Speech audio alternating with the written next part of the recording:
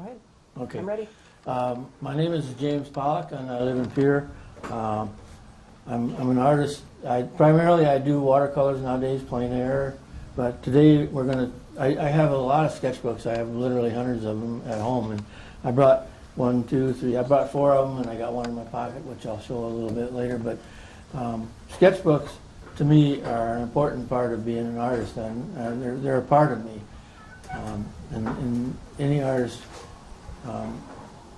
the sketchbooks are not for framing and selling or anything like that, as far as I'm concerned. And they use them for doing experimental things. If you got an idea about something, you can work it out with your sketchbook. Or a lot of times, if you're just sitting in an airport waiting, you don't have a book with you, you can do some sketches. So the first sketchbook I'm going to show here is an interesting concept that I went out and I did a drawing, and what I would do is I would go out and do the drawing, and then I would leave a blank page. I did a drawing here like I would do a drawing there, and this page was blank, and then at home at night I'd come and I'd say, what did this piece over here, what could I give me an idea? And the idea was to kind of recharge my creative part of me. So I'd have to make something up, but this would be a visual that would help me. So here's one, and you can see in this drawing here, the trees became a part of and I abstracted them and pulled them out. Here's another one, and another one was the trees, and this is what I cooked up after I got home at night through that one. And here's one where there was somebody out there walking their dog, and there's some trees in the background. Over here, I incorporated some abstracted trees, and there's an abstracted person with walking a dog, and I put some other things into it.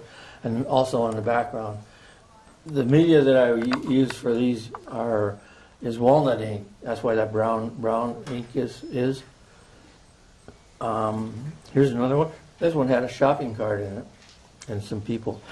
The sketch was. This was blank when I got home, and so I took it, and you can see there's some shopping carts, and I added some other things.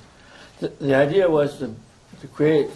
This was a key idea, but a very elusive idea, and this here would become what I would create out of from the idea that was here. Most of it's. Here's another one. The trees, and a person walking. You can see there's a person walking. I incorporated that in there. The trees are still there. They're totally stylized like I want them. It's called Strolling Through the Landscape, is what I named it. Here's another one. This is the Capitals at Pier, and I abstracted the Capitals. It's called Capital City Gate. And this is like it would be looking through a gate into the Capitol. These are just traditional drawings here. I didn't do anything with those in the Pier area.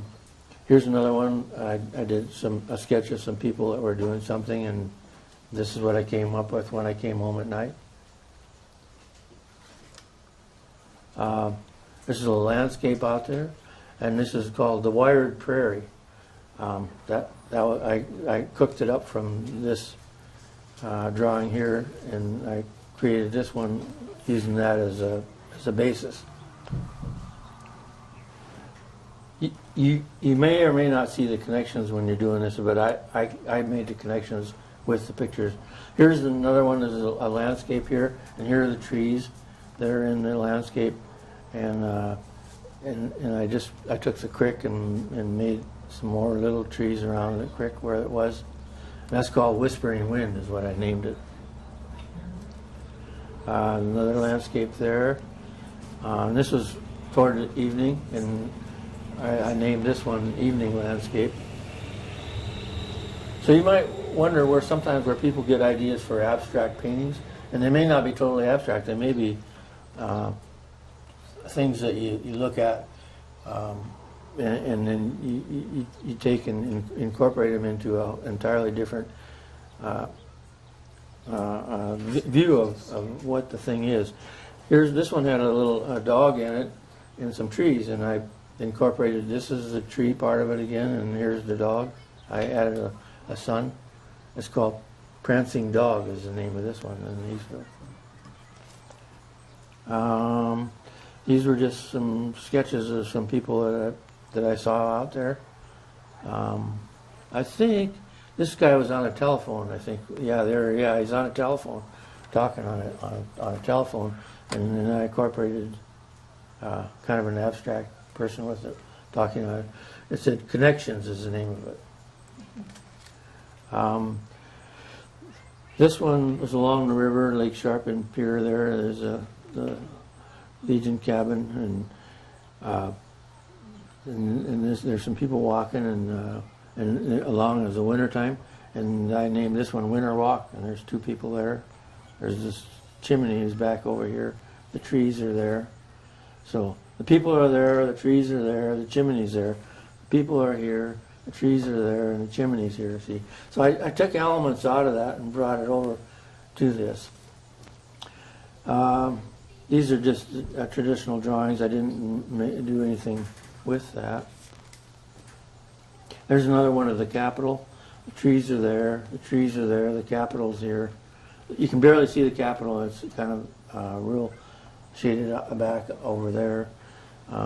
It's called Capitol Complex. And those are just sketches of the prairie.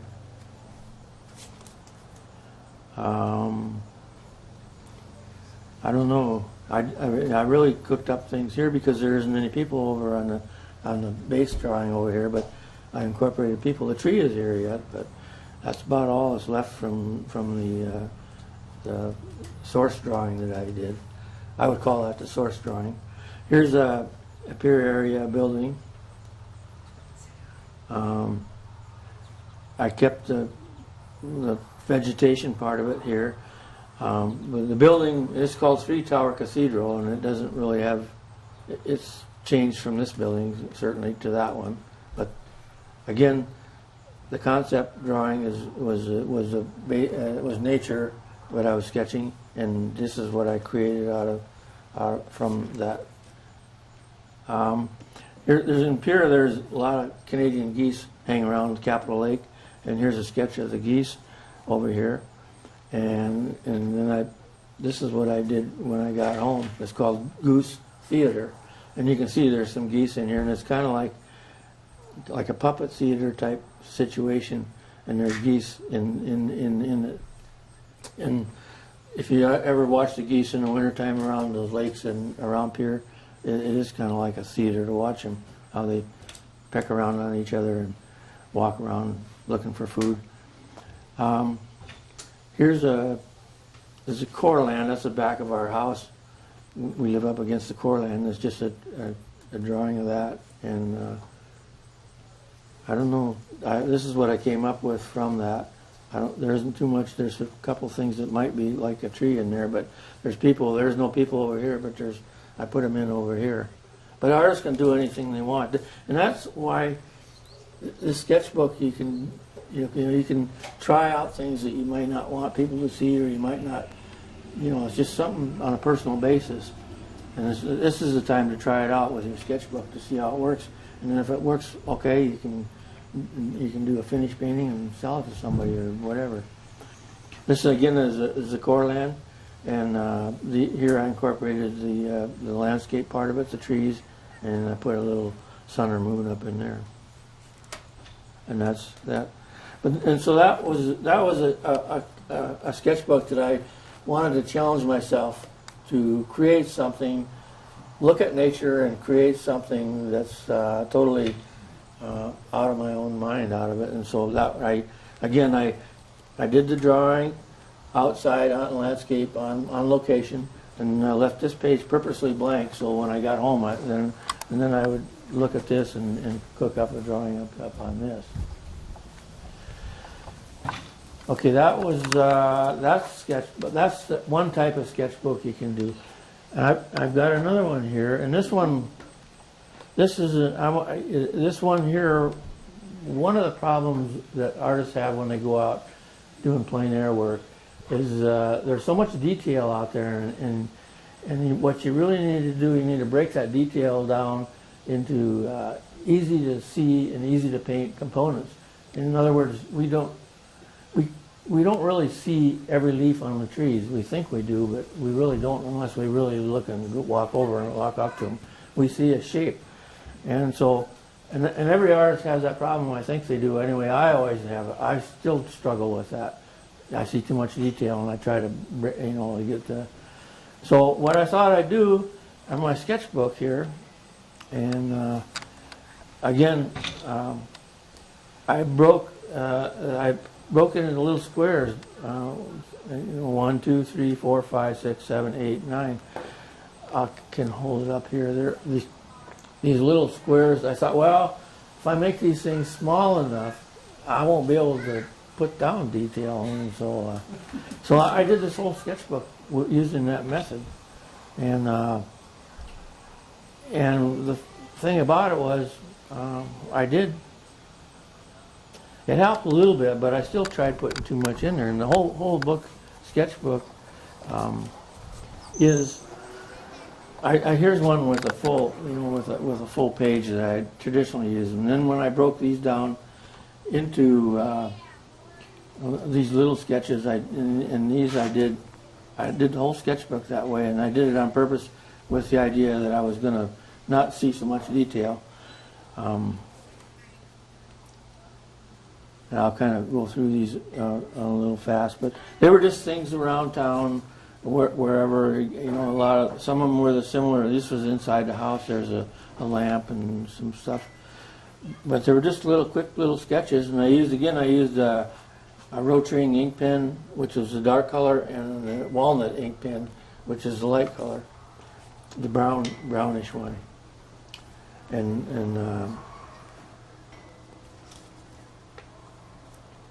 But it helped me see, because I couldn't, in these tiny little squares, I couldn't do very much detail, and so it really did help in that aspect. And I would urge somebody to at least give that a whirl sometime. And that's a faucet there, and these are the landscapes around here.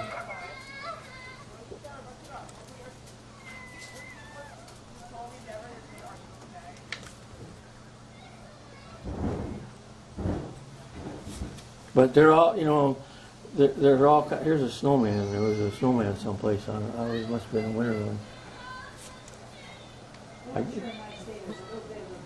There's a portrait. That's a person there. Here's the geese. Here's the Christmas trees. Pumpkin. The geese again. I just love the geese around here. I do a lot of them. Go out and sketch them.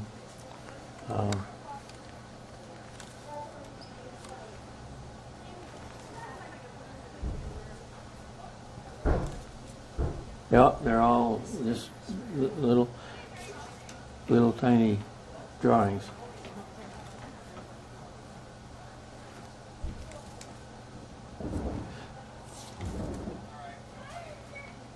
But that was that book, and I did that on purpose. The whole little sketchbook, and that one, this one. Okay, this is another method for sketching, or you can use it to test and try out different things. I live along the bluffs in Pierre, and I go a lot of times. I'll take my sketchbook and I'll go out along the river and do sketches. And this one, the idea behind this was that I was going to go out there and I was going to abstract these bluffs. And the first drawing here is what it actually looks like. And then I started working on, I would take a little abstracting a little bit at a time, the hills and the shadows. And I didn't do this all in one time. I did it over a period of time. Traditionally, I usually put a date on. I put I got a little serial number I put on each of the drawings, and it's like the first one is the year, and then the month, and then the day, and then the number of pieces that I did that day. So I got another logbook. I put every drawing, and I wished I would have done that all my life. I didn't. I started in about 1986 probably, but so I have I've got 3 books full now, notebooks full of. It's got a serial number, and every piece I do is got a serial number, and it's logged into this book, and so I know what year I did it, what day I did it, and how many pieces I did that day. So, and again, I'm going to go back. This here is what well, let me show you this here. Sometimes in the sketchbooks I put in the media I use, and I write in what kind of, what, if it's this particular stuff is soft chalk-like stuff. So there were chalks that I used, and there's some color toward the end here. But this is the traditional drawing of the bluffs along the river there. And here's where I start to abstract and make them. I look at the elements and the shadows and the forms of the hills and what they do, and I again simplify that and keep on doing that. This would be the lake here. These would be the trees along the bottom, and these would be the bluffs up here in the shadows. And I'm abstracting them and making them. And I did this whole sketchbook using that, with that thought in mind, trying to abstract the hills that were in the background. And you can see how. And I was actually on location when I was doing these drawings, looking at it, at the sun going down and the shadows that were cast by the hills.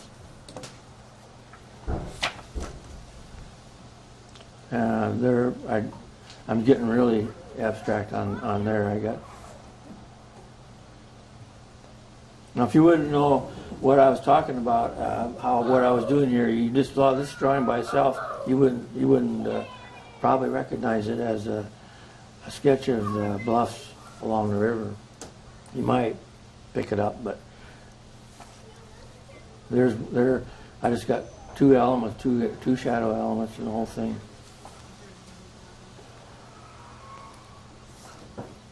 And there I'm coming back to a little more on the traditional side of it. Where the river breaks. I think toward the end here, I got some color. I did some color in it. These are just rough sketches, yeah. So then one night I went out and when the sun was going down, and I got the color, used some colors. I did the same thing with some trees that were along there.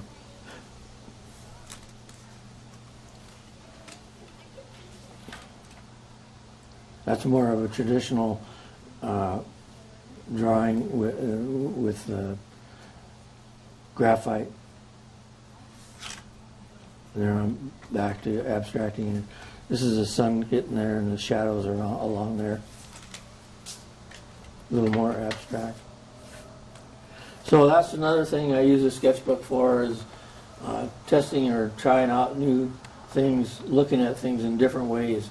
And sometimes I'll use the whole sketchbook like I did this, and sometimes I'll just do 1 or 2 sketches in it.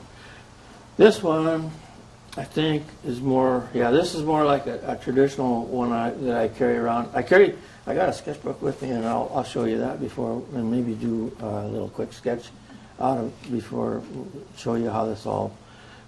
This one here is just a traditional. I went out like I was doing a plein air. I go out by myself. I don't do plein air events that often. I like to go out by myself and draw and paint on location, but I do that quite a bit. But this one here, it was I was watching TV, and there was a weather pattern, and the weather has radar, and this particular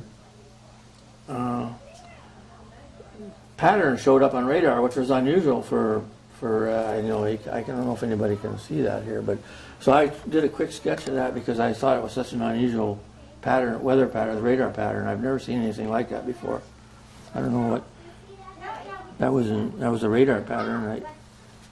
That was off the TV. These are just done going out on location. There's people, somebody in a wheelchair there. These are done with Rotring ink, and which is in walnut ink. The brown is the walnut. There I've added some watercolor to the. These are watercolors. River bluffs back there, which I love to do those, and these are some trees along that same area. And again, I try to simplify everything as much as I can. And these pages are quite small on these sketchbooks that I carry around. So,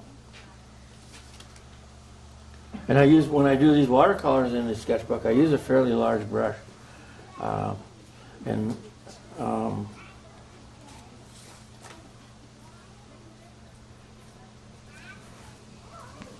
there's some. I try to get, there's just a swash of blue for the sky.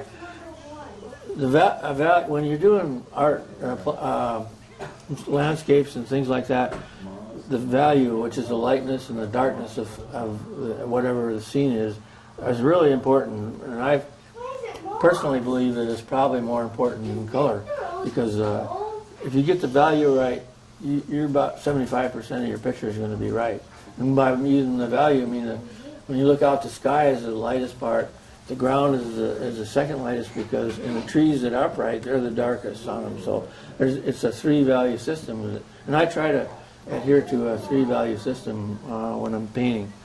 And then when you're inside each value, you don't want to go lighter than the lightest thing inside that middle value, or the darker. You don't want to go out of that. I don't know if I'm saying it right, but let's just say that you're doing the sky, and there's clouds up in the sky. So your whole sky wants to be the lightest part of your picture. And there's rules to break, and you don't. I mean, sometimes in the winter when there's a storm coming, the sky is dark, and so. But your sky, say, is the lightest part of the painting. Well, inside that, you're going to have lights and darks, but you never want to go down to the middle. You don't want to go darker than to the middle value, which is your next part of your painting. You want to stay. You can have variations, but it's all got to be in the light, whatever parameters you set for the light and the dark of the sky. But it's hard to explain. But that's the value system that I use. I use primarily a three value. I try to break things into three values, and then within each one, I break them into three more values, maybe, or whatever I can do. Again, these I swash these down. I spray water on there sometimes and draw them on. Here's here's a couple of landscapes on there. This is our cat, Squeaky. Squeaky, I drew a lot. I had a whole sketchbook full of Squeaky pictures, I kept. And these borders were there. You'll see. I'll show you when I get to the one that's in my pocket. But I put a tape around here. It's a medical tape, paper tape, and I peel it off when I'm done doing the painting. So I get a border on them.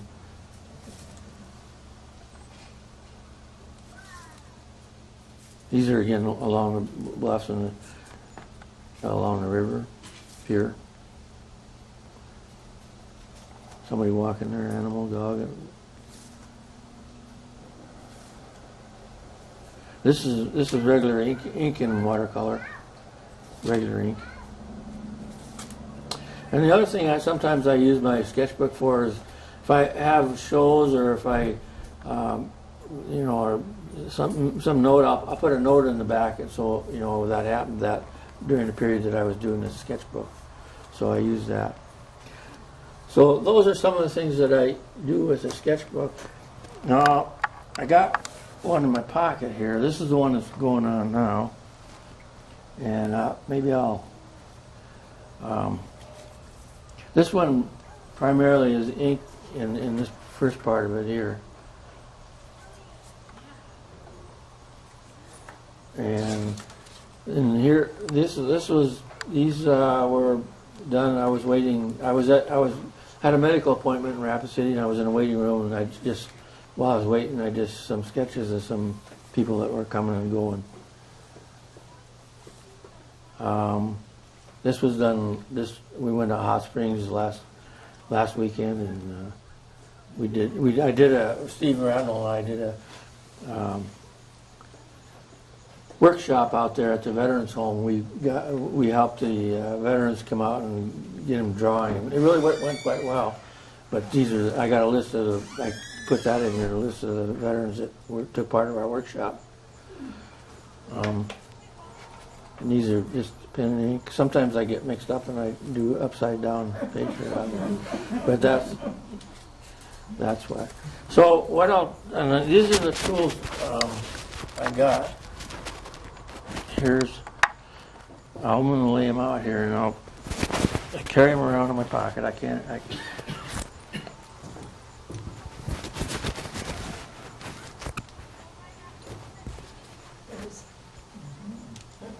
Okay. This is a rotating pin, and it's got walnut ink in it, and this is a rotating pin that's got black. Now I'll do maybe I will. There's some trees out there. And that walnut ink is really good. You can use it if you do watercolors, and if you don't like, I don't ever draw my watercolor when I'm doing it. I just put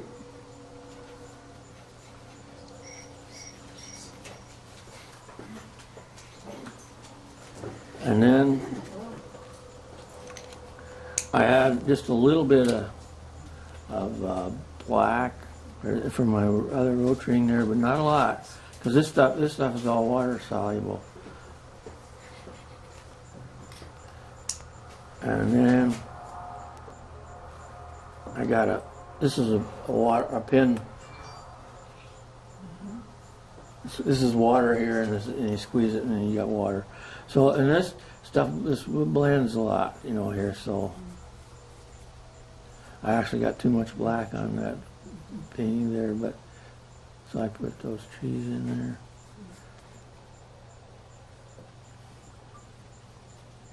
there. Add a little bit of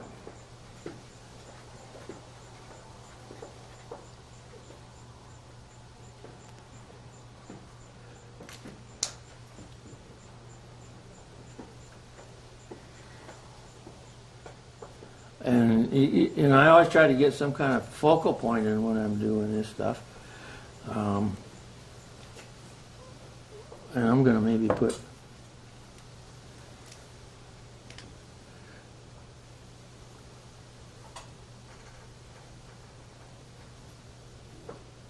a person in there. And I'll give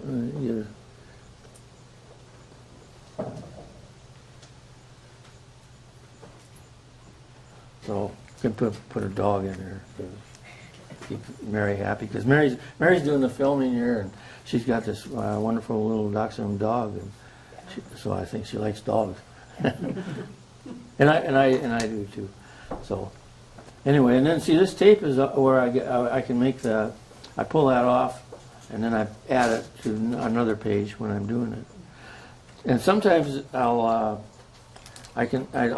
use it. This is I don't have my watercolors. I didn't bring my watercolors here, but this is a spray bottle, a little spray one. It had alcohol in it. The Vera put it out. It was it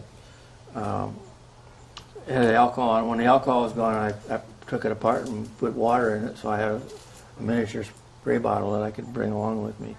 I might do. This is a rotating ink pen. During the 1960s, when I was in the Army, I was an artist in Vietnam, and this is the tool that I carried around, a sketchbook, and this is a rapidograph pen. It's a drafting pen. It's got black.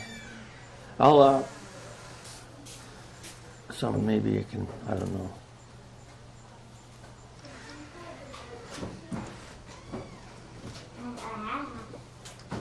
I got too much water in there.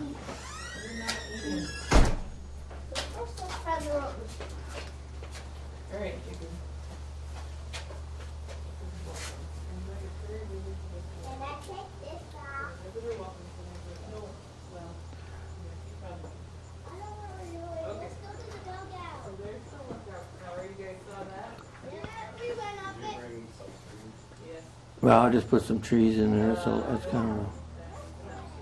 White bags, and the hats maybe. I didn't bring a hat for myself. The fly is going to come and check it out. Yep.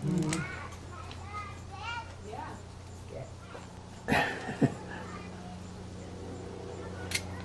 And I can get a little color in there if I put.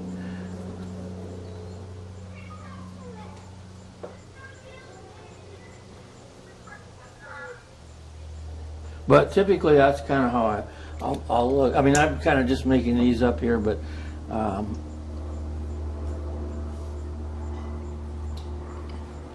typically when I'm out, I'll be watching the landscape out there, and they'll give me the clues I need to do the drawing or painting. So with that, I don't know. Has anybody got any questions they want to ask me? Are you completely self-trained, or did you go to school? I went to South Dakota State University and I majored in art. I graduated in '65. Yeah, that art department has really grown. I don't know, they got this large now, but when I was there, there was probably maybe 10 majors, art majors. You know, its primary purpose at that time of the art department was they had a home ec department, and the home ec department had little home decorating classes, and they incorporated art and color and stuff like that. And that was why it was there. And Madeline Ritz, who the South Dakota Art Museum can thank for being in existence, was the head of the art department at that time. So, and I knew her really well. She was quite a lady. Anybody else got any questions So about? you started probably drawing when you were a child, or? I did. Yeah. I did. As a matter of fact, there's a website up you can go to. It's called, you can put my name in, James Pollock, and put creative chair. And somebody in England did an interview with me, and on that site, that's a good, it's got a lot of stuff on there that I sent him. And one of the pieces that I sent him was a piece that I did when I was 3 years old. So I was up there. It's called God in the Storm, and it's an abstract piece. So yeah. So and then I think I got my first oil paints when I was in the eighth grade, and then I did mostly in high school. I didn't have any art teachers. I read all encyclopedias about art that I could find. And I really didn't have any training till I got to. I was self-trained until I got to college. Yeah. So you've been doing this a number of years. Are you seeing techniques change over time? Well, I think there's been because what's happened is when I started, when I was doing it, there wasn't very many workshops around, and people are going to workshops and they're coming away with. There's workshops are good in some ways they're bad because the whoever's giving the workshops thinks that everybody's got to paint the way they do, and that isn't true. You know, you got to find your own path. But you can get a lot of good ideas from going to those workshops, and basic things. Yeah. But so and I see there's a lot of one of that Eric Rhodes started that Plein Air magazine, and all the things that he does, he's expanded the Plein Air deal. But when I was doing it in high school, I was go out in the prairie. I come from a farm. I was out painting. I've been painting outdoors since. Never called it Plein Air. I resisted calling stuff Plein Air. I wanted to call it just painting on location because I'm not French, and that's a French name. But I gave up on that because everybody wants to say Plein Air. So I said, okay, I don't care what you call it. So,